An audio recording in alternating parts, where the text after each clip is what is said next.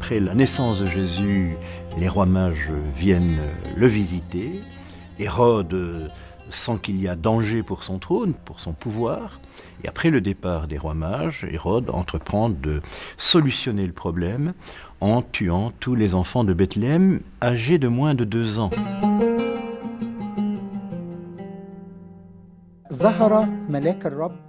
C'est alors que l'ange du Seigneur est apparu à Joseph et lui a demandé de prendre le nouveau-né pour aller en terre d'Égypte. Ce voyage a donc été une volonté divine, car l'ange a dit à Joseph « Prends le nouveau-né et va en Égypte ».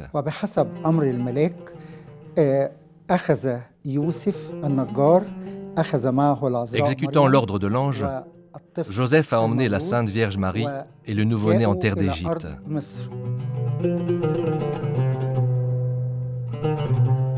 Manifestement, dans cet événement, il y a l'histoire de Moïse à l'envers. Moïse qui, avec son peuple, quitte l'Égypte chassé par un roi tyrannique, et la fuite de Moïse est marquée par la mort des premiers-nés de tous les Égyptiens.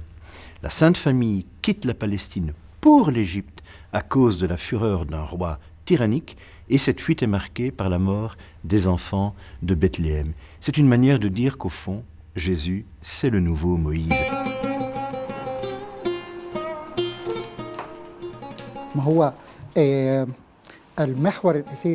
L'interprétation christologique est l'axe principal de la Bible.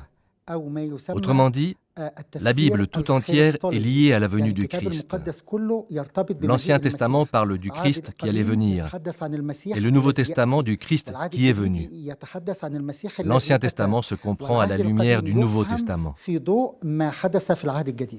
Les sources, c'est évidemment l'Écriture, et puis les apocryphes, qui amplifient sur le récit, somme toute très sobre, de Matthieu, et ajoutent des épisodes. Et puis alors on a une série de textes spécifiquement égyptiens, notamment une vision qu'aurait eue le patriarche Théophile, l'oncle du grand saint Cyril d'Alexandrie, à la fin du IVe siècle, alors qu'il se trouvait sur la montagne de Koskam, c'est-à-dire l'actuel couvent du Deir el-Muharrak.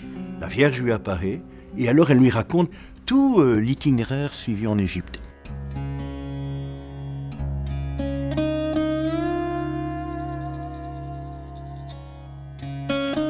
L'itinéraire canonique les fait partir généralement de Bethléem, rejoindre la frontière entre la Palestine et la Terre Sainte à l'endroit du torrent d'Égypte, la ville égyptienne de El Arish, et puis généralement suivre la côte septentrionale du Sinaï, puis vient le parcours dans le delta qui est assez sinueux, qui a des repentirs, la ville de Xoïs, Sacha, le Wadi Natroun, puis la région du Caire, importante évidemment, où plusieurs sites commémorent le passage de la Sainte Famille. Et du Caire alors, à Mahdi, ils prennent le bateau. Et ils remontent le Nil, environ 300 km, jusqu'au site donc, de la montagne de Koskam, très important puisque là, la Sainte Famille va rester 6 mois.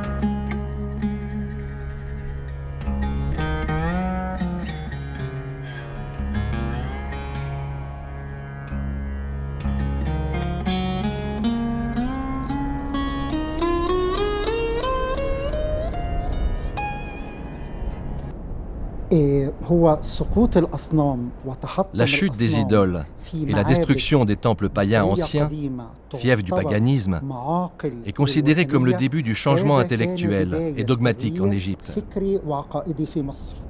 La crainte révérentielle due aux dieux païens a été ébranlée. Les païens ont compris qu'il y avait un Dieu plus fort que leur divinité.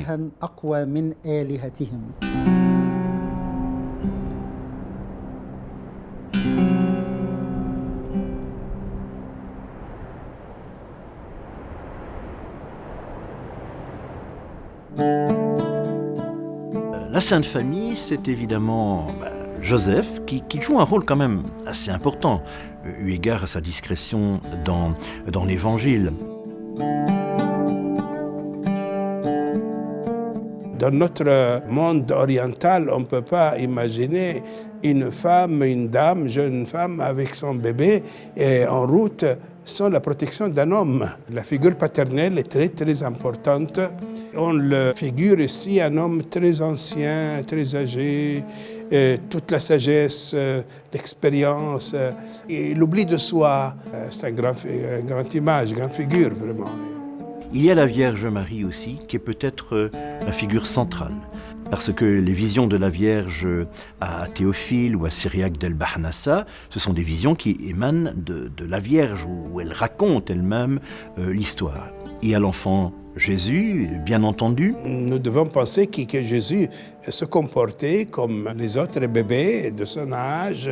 Seulement, il est très très différent parce qu'il était rempli du Saint-Esprit, la divinité. Mais nous pouvons imaginer aussi qu'il a fait tout ce que les enfants sages font. Et puis alors, il y a la cousine de la Vierge qui est à la fois sage-femme, nourrice, confidente. Elle s'appelle Salomé. Est-ce la même que la Marie Salomé des Évangiles? On en discute, mais qui est souvent représentée.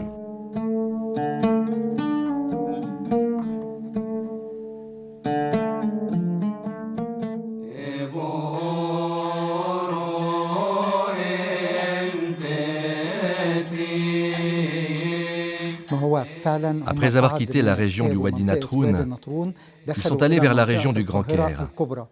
Ils sont entrés dans le secteur de Mataria. Là, ils se sont réfugiés à l'ombre d'un arbre, appelé aujourd'hui l'arbre de Marie. Plus tard, une église a été bâtie à côté de l'arbre de Marie.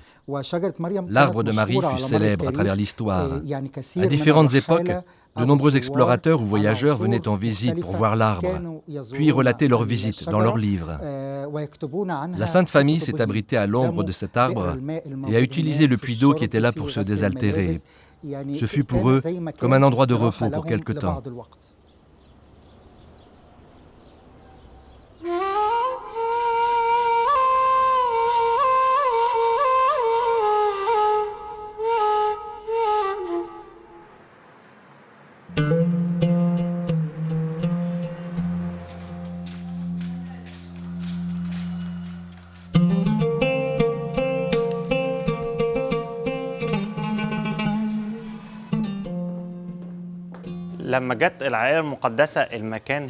Quand la Sainte Famille est venue ici, à cet endroit, l'église n'existait pas, bien sûr. Il y avait de la verdure, des jardins et des vergers. Ils ont choisi de venir ici car les habitants étaient juifs. Ils sont venus de la région de Mataria, ont fait halte ici, puis ont poursuivi leur chemin en direction du Vieux-Caire. La région donnait sur un golfe où se situe actuellement la rue Port Saïd. Autrement dit, c'est la rue qui a été surélevée par rapport au niveau de l'église. Le sol de l'église date du IVe siècle, et plus exactement de l'an 352 après Jésus-Christ. Ce plancher était au même niveau que la surface de l'eau du golfe égyptien ou bien du Nil.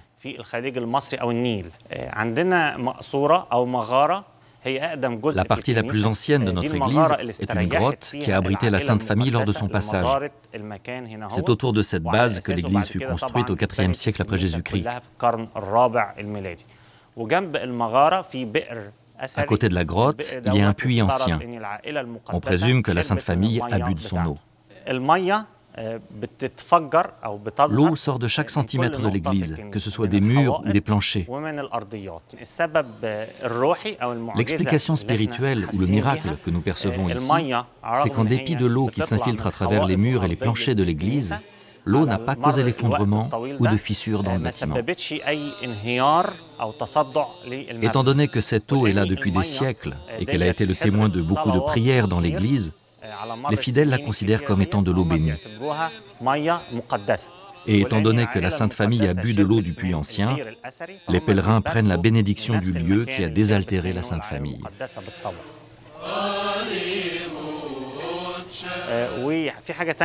Il y a une autre chose qui est très remarquable ici, c'est la coupole qui est au-dessus de l'autel et qui date du XIVe siècle. Quelques historiens l'ont évoquée dans leurs écrits. Ils considèrent que cette coupole n'a pas d'égal dans sa splendeur et sa beauté.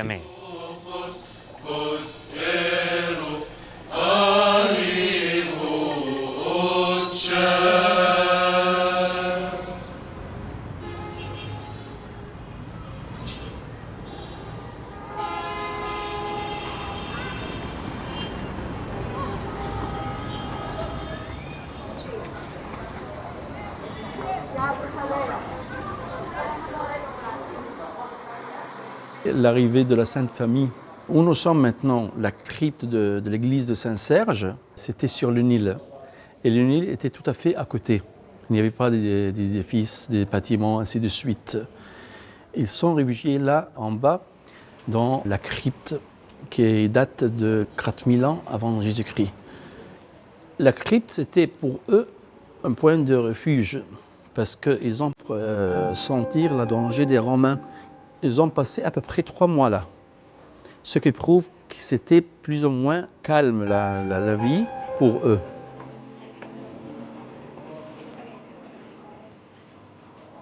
En descendant vers la crypte, on va trouver un baptistère du 1er siècle qui était fait par des disciples de Jésus.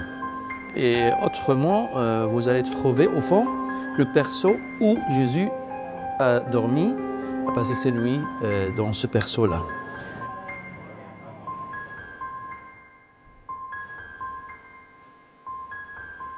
En haut de la baptistère du 1er siècle, on a mis l'icône de la fuite de la Sainte Famille vers l'Égypte.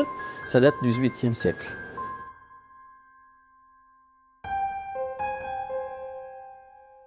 Vous allez trouver des plaques où se trouvent des croix en marbre. C'est-à-dire que là, se trouvaient des autels.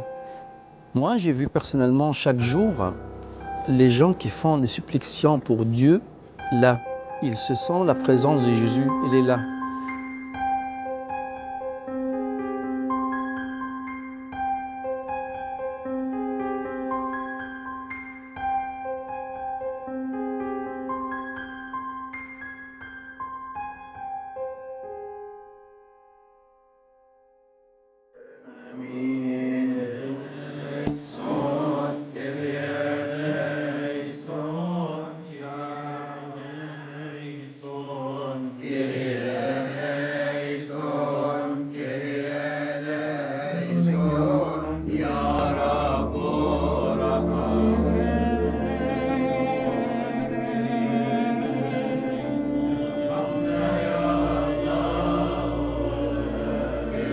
Quand je célèbre là, dans la crypte, j'aime bien vous dire que je suis à l'extérieur du temps.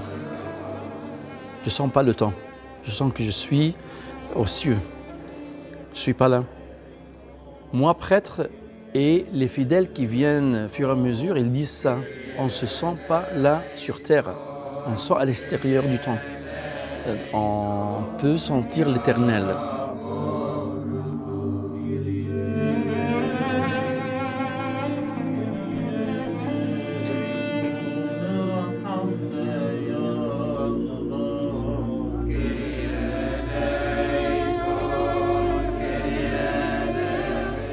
Les fidèles du quartier sont très fiers de la présence là de la Sainte Famille. Et ils disent entre eux, et à nous les prêtres, nous on adore ce quartier parce que c'est tout à fait différent. Là, il a habité Jésus avec sa famille. Ils sont très fiers de son salut qui est présent jusqu'au fin du monde.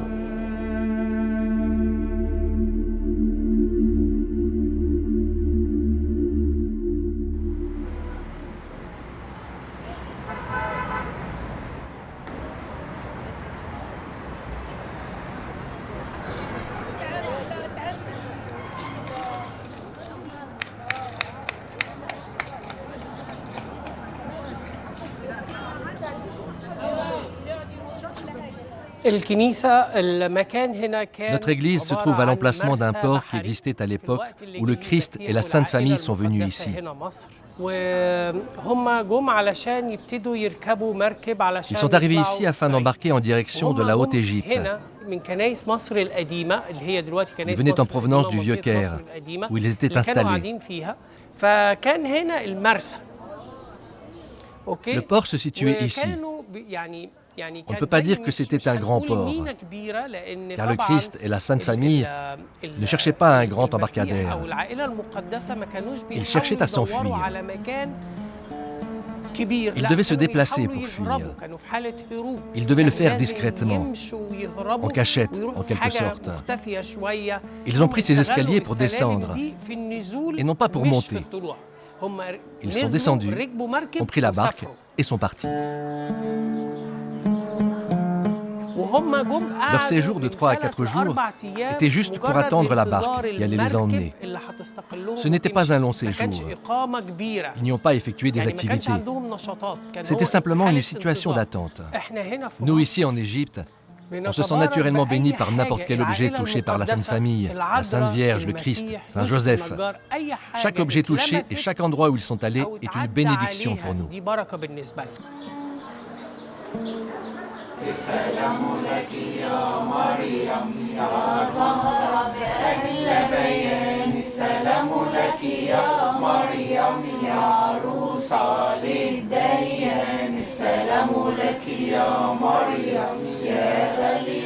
Parmi tous les nombreux miracles qui se déroulent dans les lieux saints, c'est ici, à l'église de Mahadi, qu'en 1976, une Bible a été trouvée flottant sur le Nil. Prenons l'histoire à son début. C'était un dimanche après la messe. La personne qui préparait le pain pour la messe, et qui s'appelait Simon, a trouvé un objet qui flottait sur l'eau du côté de l'escalier, celui de la Sainte Vierge. L'objet ne bougeait plus. Simon est descendu pour voir ce que c'était. Nous voyons beaucoup d'objets qui flottent, mais celui-là a arrêté de bouger. Il l'a fait remonter. Il a découvert que c'était une Bible ouverte sur une page de l'Ancien Testament, sur le chapitre 19 d'Isaïe, où on peut lire « Béni soit le peuple d'Égypte ». L'information s'est répandue et la Bible a été protégée. Nous l'avons mise à l'intérieur.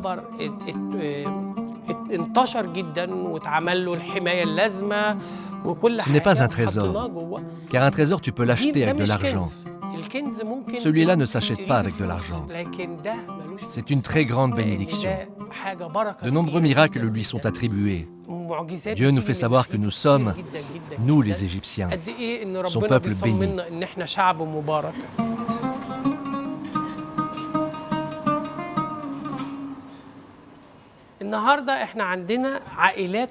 De nos jours, il y a beaucoup de saintes familles ayant besoin d'aide morale ou d'aide matérielle. C'est pour cela que nous les aidons pleinement et que nous recherchons des aides.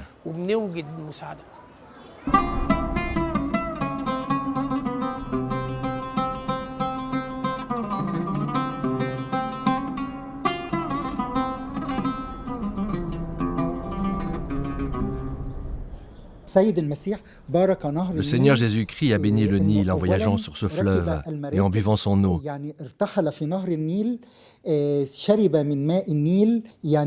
À l'époque, le Nil se divisait en plusieurs bras.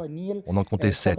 Le Nil est considéré comme un fleuve sacré, car le Christ s'est déplacé en barque et a bu de son eau.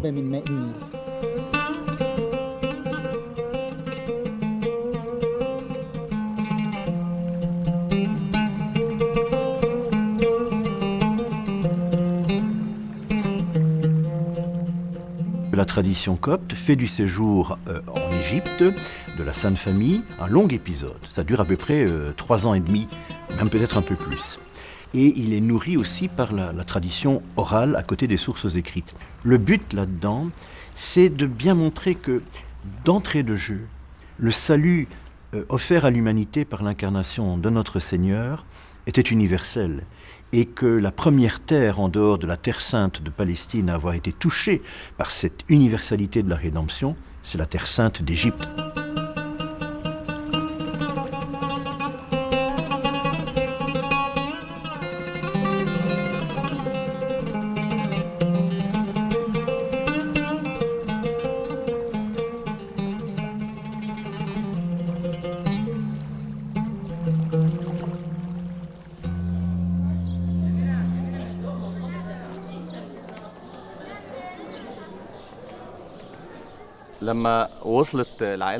Quand la Sainte Famille est arrivée ici, nous sommes au pied de la montagne de Koskam, qui est à 5 km d'ici vers l'ouest.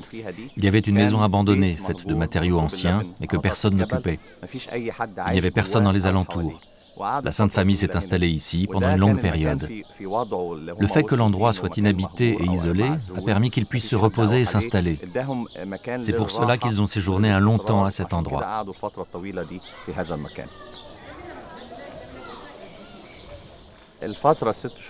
Les 6 mois et 5 jours passés ici ont été une période de stabilité, dans une atmosphère de paix, de calme et de repos.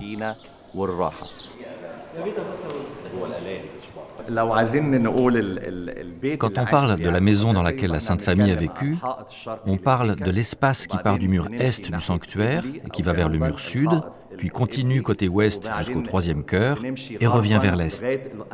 La Sainte Famille a vécu dans ce carré.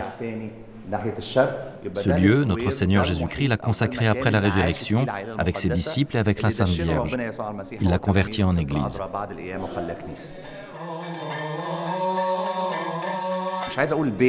On ne peut pas parler de maison, c'est inapproprié. Il faut imaginer 4 murs délabrés qui étaient peut-être le logis d'un gardien. Mais ce n'était pas grand, au contraire. Ils étaient plusieurs à y habiter. La Sainte Vierge, Saint Joseph, Salomé et l'enfant Jésus-Christ. Chacun occupait environ 10 mètres carrés d'espace pour vivre. Donc ce n'était pas grand.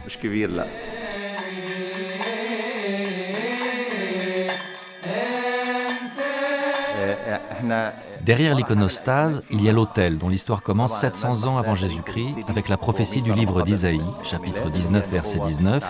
Ce jour-là, il y aura un autel pour le Seigneur au centre du pays d'Égypte.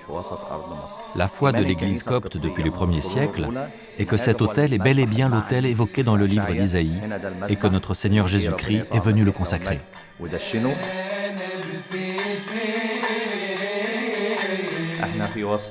Nous sommes géographiquement au centre de la terre d'Égypte. Quand on était jeune et qu'on étudiait à l'école, on nous enseignait que l'autel est au centre de l'Égypte et que l'Égypte est au centre du monde. C'est pour cela que dans l'Église et dans notre monastère, surtout pour les pères du monastère, notre foi est que cet autel sanctifie l'Égypte et qu'il sanctifie le monde entier. L'Esprit Saint a entouré la Sainte Famille et était avec elle. Il est présent en ce lieu et nous fait entrer dans les profondeurs de ce grand mystère. Nous ressentons ce mystère, mais nous ne savons pas le décrire. Pour l'Église copte, depuis longtemps, très longtemps, c'est ici la 2e Jérusalem.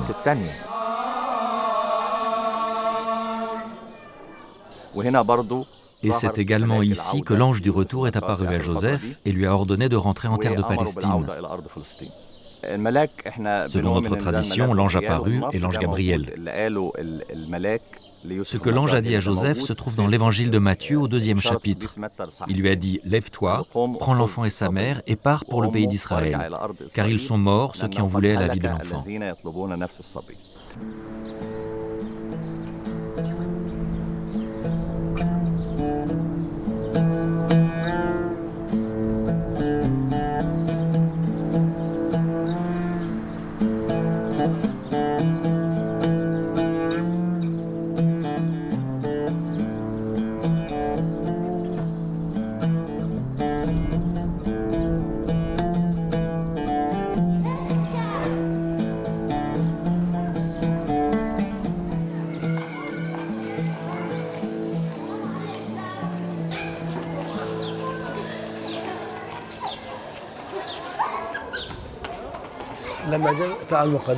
Quand la Sainte Famille est venue, quand elle était ici, où se trouve le monastère de la Sainte Vierge, situé à l'ouest de la montagne d'Assiout, il y avait une grotte creusée dans la montagne 2500 ans avant Jésus-Christ.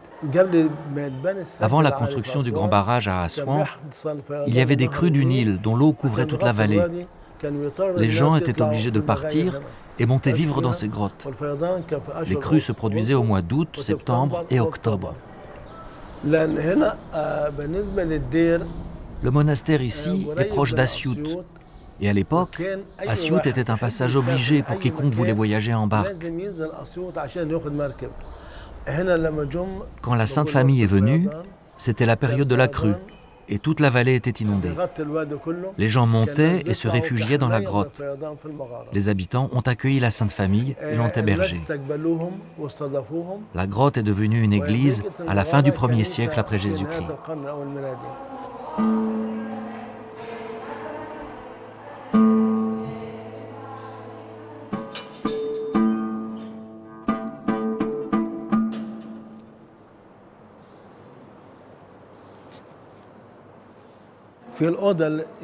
De ce côté de la grotte, il y avait comme une cellule où vivait Saint Joseph.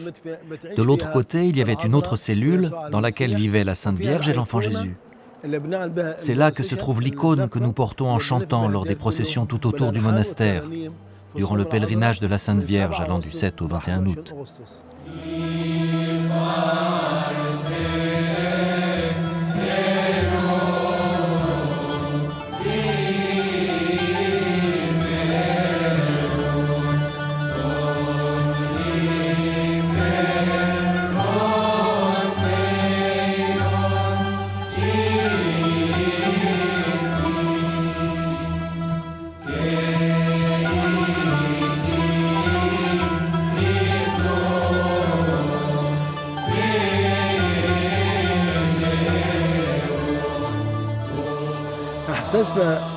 Ce que nous ressentons en célébrant la messe sur le lieu visité par la Sainte Famille relève de la spiritualité très profonde.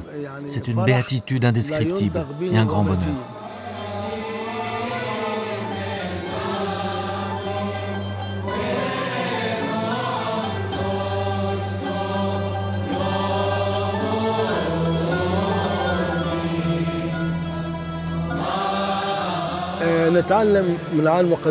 Ce que nous enseigne la visite de la Sainte Famille à ce lieu, c'est que Jésus bénit et sanctifie de sa présence tout lieu qu'il visite.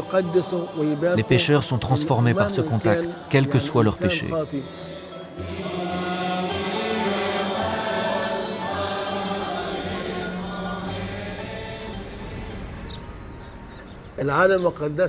La Sainte Famille était venue à Asyut pour fuir le gouverneur romain.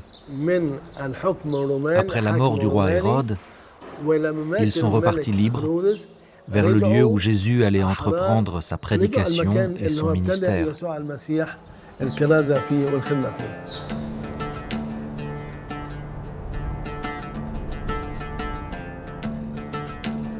L'aventure du christianisme égyptien a commencé avec la venue de Jésus, de l'enfant Jésus qui a déjà semé des graines de chrétienté dans le cœur des habitants de la vallée du Nil.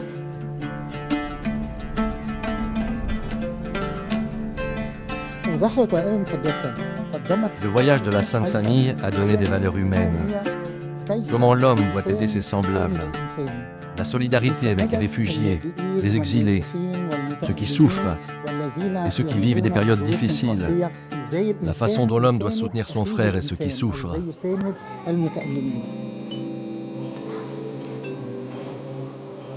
Ce qui fait l'authenticité d'un pèlerinage, c'est la force de la foi des générations et des générations de pèlerins qui chargent l'endroit d'une étoffe spirituelle, d'une densité spirituelle qui lui donne toute sa valeur.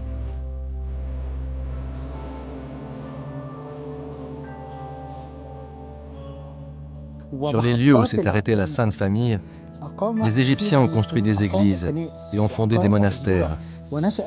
Des communautés monastiques s'y sont développées, ainsi que des sociétés humaines et des constructions, le tout étant lié à la civilisation égyptienne.